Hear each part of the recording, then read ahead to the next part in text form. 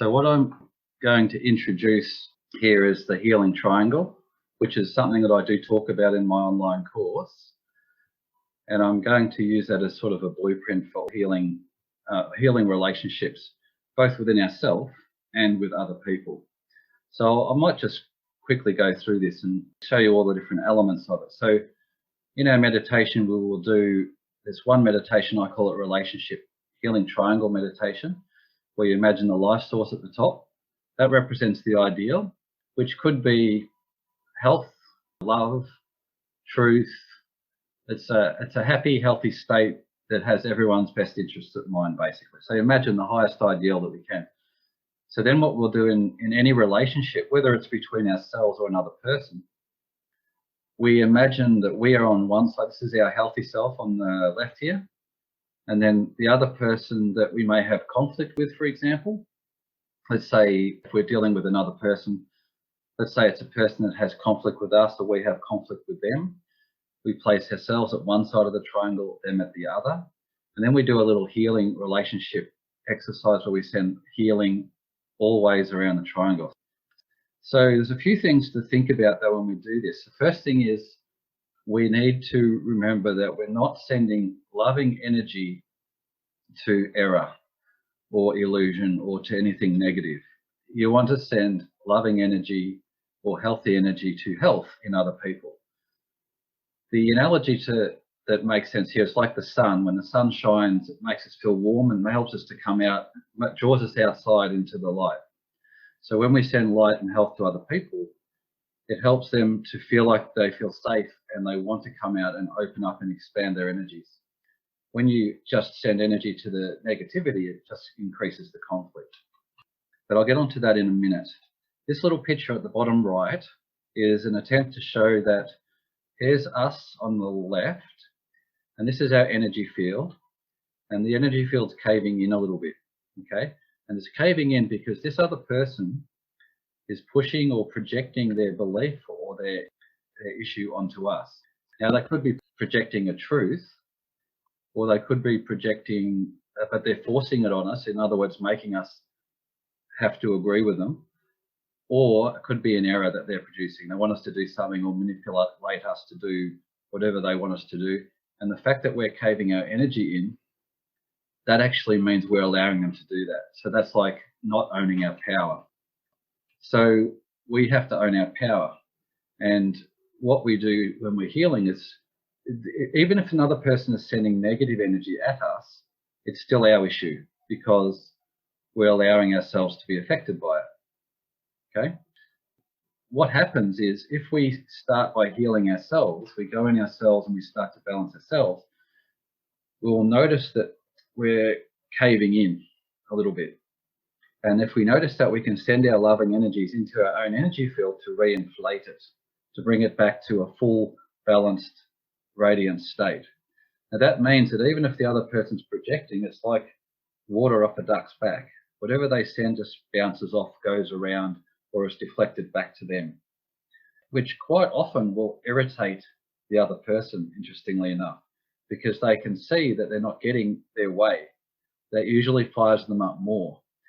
So it's a funny thing that most of our lives we spend trying to get ourselves balanced, so that we don't cause conflict to other people and those around us. And then once you manage to successfully do that to a certain degree, you find that you still cause conflict in people's lives. And the reason for that is because now you're owning your energy. We're owning our power. And people who like to manipulate us don't like that because we're not buying into their agendas. Okay, so that makes them cross. But we're going to go a step further in our little meditation. We're going to learn or practice not only filling our own energy field, but sending loving rays through our energy field, which heals us, and overflow it back onto the other person to connect with the health inside of them. So if that person can only handle 2% health, we don't send them 10% health because it's overload. It's too much for them to handle. And they'll put up barriers and they'll resist it. So you just send 2% love and a little bit of overflow. And that little bit of love that pours into them, will, if they're open to healing, it'll become 3%, 4%, 5%, and so on. They'll start to allow themselves to open up. The trouble is when they open up, it draws a little bit of their negativity out of them.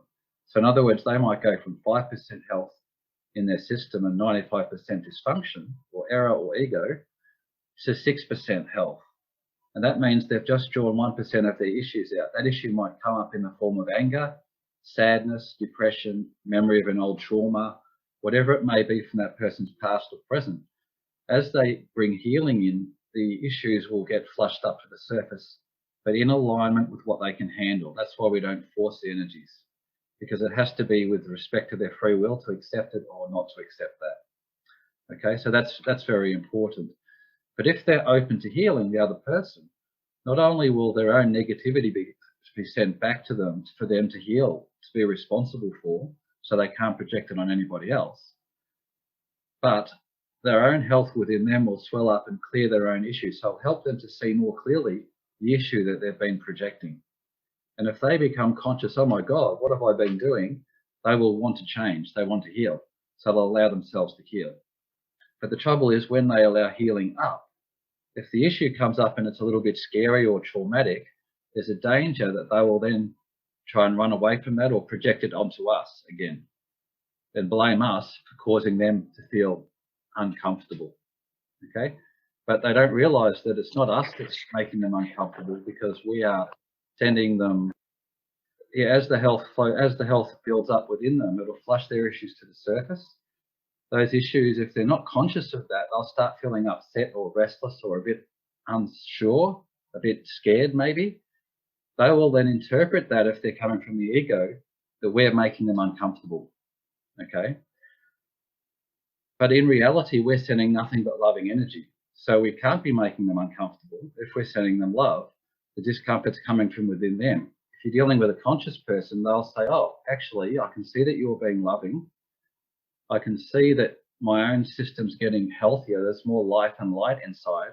And what's coming up is my past or my worries or my concerns. Then they'll allow that to transmute and heal, and they'll feel better to the degree to which they allow that healing to take place.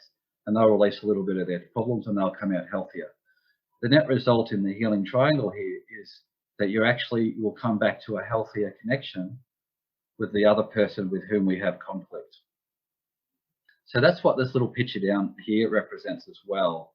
It's a little bit like, this is a healthy person on the left, this is the health in the person on the right. We're not sending our healthy energies to the problem, because it's like a drug addict shooting up. It's going to feed the problem, make it more strong. We're sending health around the problem to the person, health in the person, and through the problem to help it dissolve. Because when you go through it, you're not buying into it. You're realizing it's an illusion, and it's like simply like rubbing out a little error on the whiteboard. You rub it out rather than feed it. Okay, and so that's what this is trying to describe, this picture.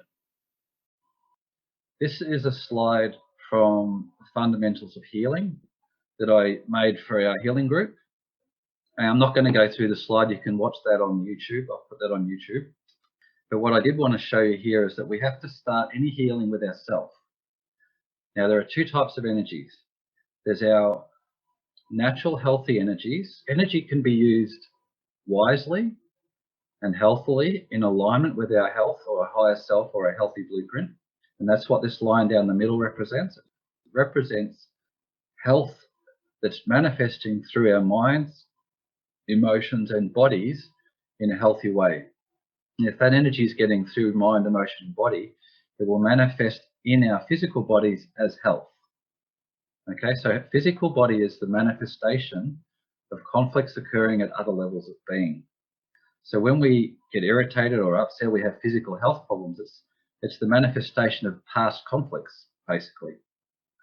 So those past conflicts are manifesting in the present. So sometimes these things take years and years and decades or even centuries to manifest, but eventually they will manifest. So the more chronic or difficult the health issue, probably the longer it's been practiced.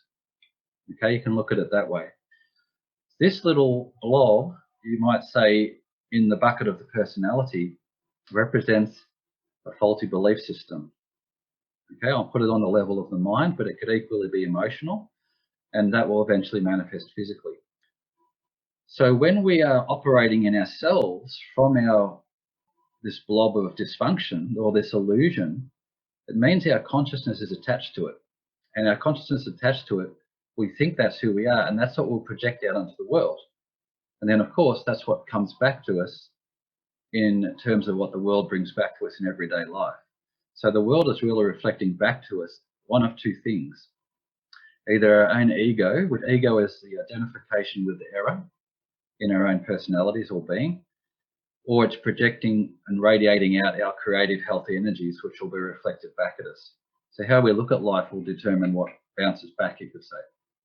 So when we're doing healing of ourselves, what we're going to first do in our little healing triangle is we're going to first of all make sure we're operating from this clear point in ourself.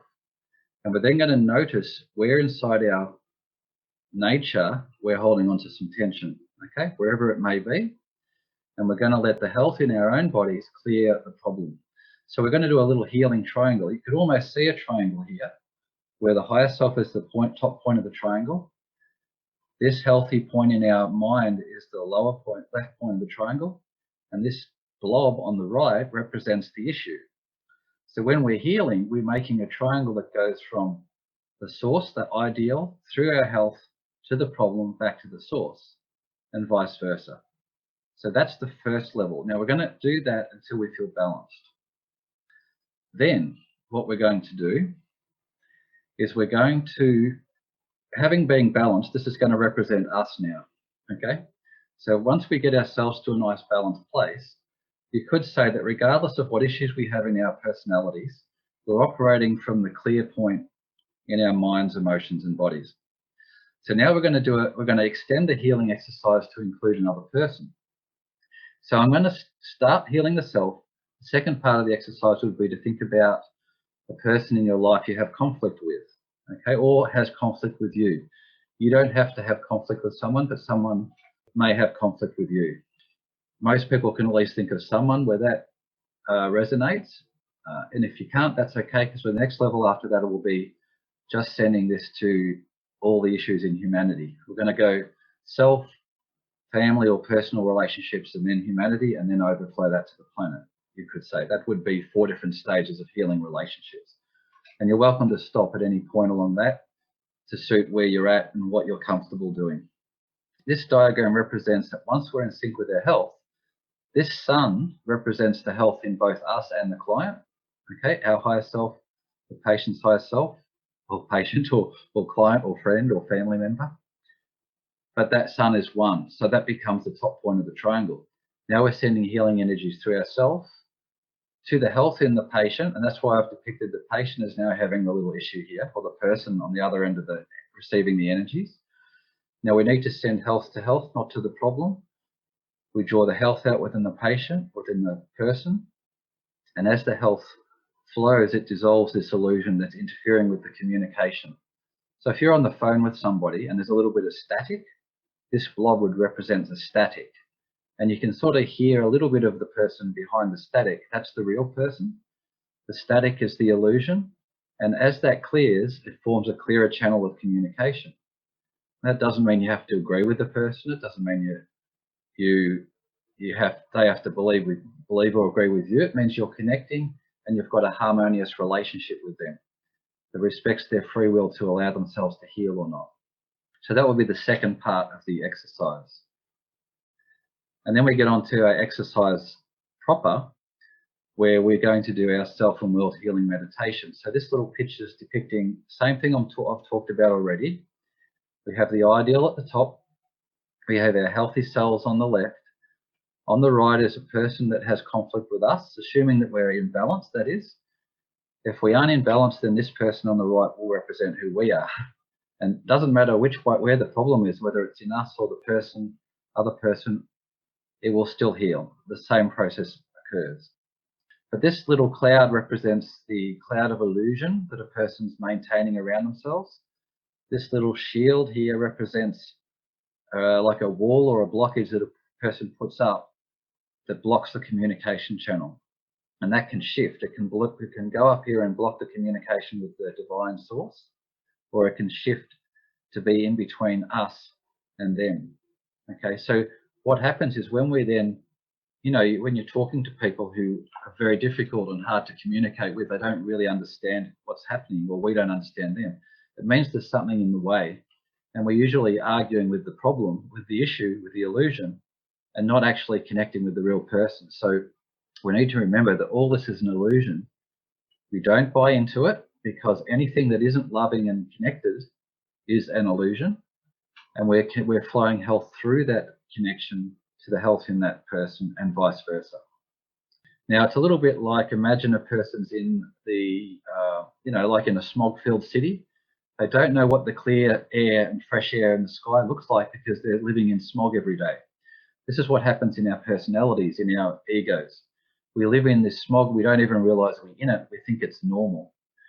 But if this person, even for a moment, is able to rise above the clouds and connect with something healthier, whether it's in us or some other person or the source, they will realize that the air is clearer out here and that they are caught in an illusion, and then they'll want to heal. Usually they want to heal. The only thing that stops people from healing is keeping all this separate from all of this on the left. Okay, so this cloud or this shield almost becomes the very thing that stops those people from communicating. And that's why they don't want to listen, because if they listen, it means they have to think about their own stuff. And if they think about it rationally, they'll realize that actually this other person's actually making sense, and they're coming from a healthy point of view, which actually makes them more acutely aware of their problems. They don't like it, which is why they try to push their agenda. Course in Miracles said it very well. It said the ego doesn't like it when we're loving towards it, because it thinks in its mind, it thinks we're worthless. And because we're not, we're loving, we're disagreeing with its interpretation of us. And that's why it gets upset. But if you attack it back, it's just reinforcing the issue. So you have to send love anyway, even when someone's sending negativity or throwing daggers at us. So I hope that makes sense. This is what we're going to talk about in our healing of relationships. This is what we're going to do in our meditations. And any meditations that we do is going to be basically getting back to balanced relationships.